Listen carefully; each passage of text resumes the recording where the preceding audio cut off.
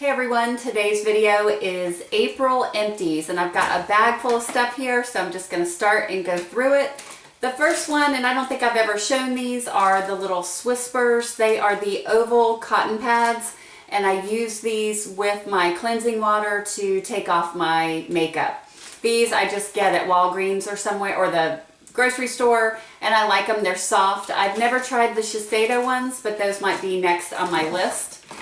The next thing, I talked about this before too. I think I had shown when I used, this is probably my second or third one of these little packs. It's the Olay Henriksen Power Peel.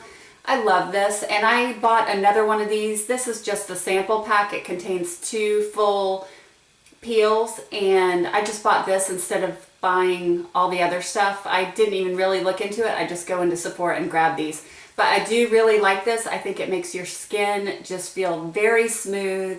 Takes away, after you're finished, takes away any redness. Really like this product. The next thing I have is the Shiseido Benetint Extra Creamy Cleansing Foam. I really like this more in the spring and summer because it does foam up. It tends to leave my skin a little bit dry, so when I use it in the winter, it sometimes is too drying for my skin, but I definitely need to get another one of these for spring and summer. Another Shiseido product, and I learned about this from Tammy, Uppy's Beads 59, and I'll put everyone who I mentioned, I'll put their link below. Tammy, as we all know, is the queen of masking. She had used these. These are the Shiseido Benetint, the Pure Retinol Instant Treatment Eye Mask, and I really like these. These were 12, and I want to say they were $60 for 12 of them. And I just usually put them on my eyes when I'm doing a regular face mask, usually when I'm just sitting in the bathtub or something. And it just really, the solution sinks into your eyes, and I feel like it helps to keep it hydrated, and just something, this isn't a necessity, but it's something that I do want to treat myself to again. So I will be repurchasing these. The next thing I finished was the Joico Color Endure. I had a big one of these in my shower. I probably won't repurchase this right away just because I have some other shampoos that are in there, but I do like this. I've talked about it before. I think it's great for extending the wear of your color. And then I also had a Joico Kpak Reconstructor Conditioner. I do like this Joico Kpak line and also the Color Endure, so I finished both of those. The next thing that I have are, I wear false eyelashes from time to time, mainly for going out nights or if I want to look a little extra snazzy or something. And my favorites are the Ardell Demi Wispies. And what I have to do is cut the last 2 groupings off of the last 2 clusters of eyelashes off the ends of them. What I like to do is trim them from the longest length, because I feel like I've done it before where I've trimmed it from the shortest and it just doesn't flow into your natural eyelashes as well. So I do recommend, if you do get these, cut them from the outside in if you need to trim them down for your eyes. I love these Demi Wispies. I just, especially with having a little bit of hooded eyes on the outside, it tends to lift my eye up. So I recommend the Ardell Demi Wispies. Next thing I have, this is a do not buy. This was a sample that I received. Clinique Even Better Makeup. I just hated this stuff. It looked like I had a mask on. It was just terrible. And I think Clinique has that reputation with their foundations. At least in my head, whenever I go to a Clinique counter, it never looks blended. And granted, that's not everyone. So if you are a Clinique makeup artist, please don't take this the wrong way, but it just seems like, I don't know, their foundation never looks right. I do have some of their eye pencils, which I like. I do like their mascaras a lot. I've tried their eyeshadows, which are great, but I've never had luck with a Clinique foundation. So this was the Clinique Even Better. I don't recommend this. And my skin is mature. I'm 43, and it's right now combination, and I hated it. So the next one is the Maybelline Dream Lumi in Buff. I love this stuff. I probably go through these once every couple of months. It's just a great way to conceal, highlight, brighten under your eyes. It's the click pen type. You twist it up, and I really like this. It's thin enough that it doesn't sink into my fine lines, but yet it's opaque enough to cover up whatever I need to cover up under my eyes. The next thing is a Pureology product called Color Fanatic. It says 21 essential benefits. This has replaced my It's a 10. So where I used to get out of the shower, spray It's a 10 all over my hair, comb through it with the Tangle Teaser, now I use this. My stylist recommended it to me. I actually bought this sample at Ulta before I committed to the large one just to make sure that I liked it. I love it. I love it, love it. And it comes out thinner than the It's a 10. The smell is nice. It makes my hair very silky to be able to brush through it. I think it helps control with frizz a little bit, helps as a heat protectant, and I really recommend this, and I did buy a full-size bottle of this. Next thing I have here, this was a disappointment. This is the Laura Mercier Flawless Skin Repair Eye Cream. And I bought this, I want to say maybe 6 months ago, so it should not have done this. As you know, I experiment with eye creams. Oh, you know what? Even on the back, it says, do you know when you see the little product, it looks like a product container that's open and it says 6M? It says 6 months. I wonder why. This was an eye cream that is more like a balm, but if I can show you, it has dried to where it's hard like plaster and I can't use the rest of the product.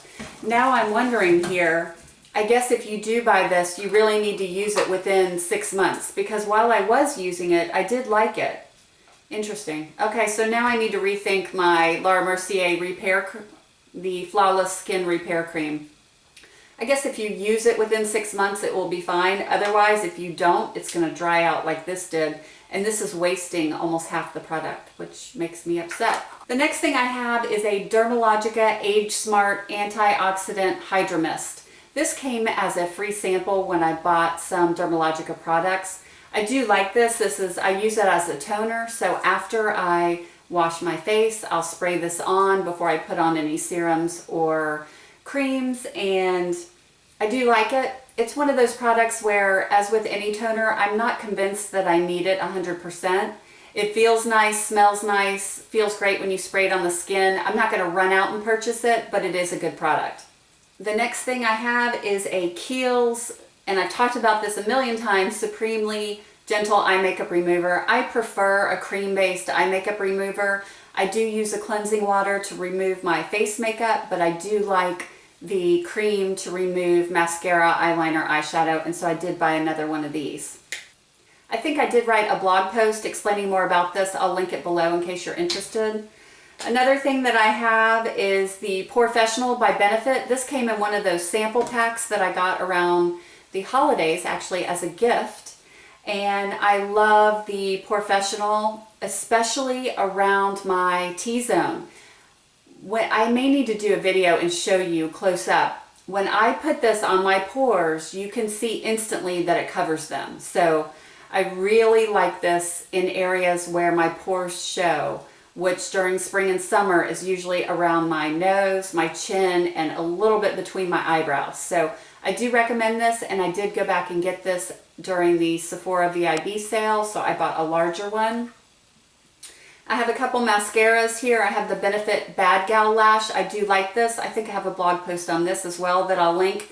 If you like a mascara with a huge wand, you will love this because it really gets in there, and I think it adds more volume than it does length. This is one that I will purchase from time to time if I'm in Ulta. I also go back in between my CoverGirl Clump Crusher and the L'Oreal Voluminous, so it's one of those that I do repurchase. The next mascara is the Jordana Best Lash Extreme Volumizing Mascara.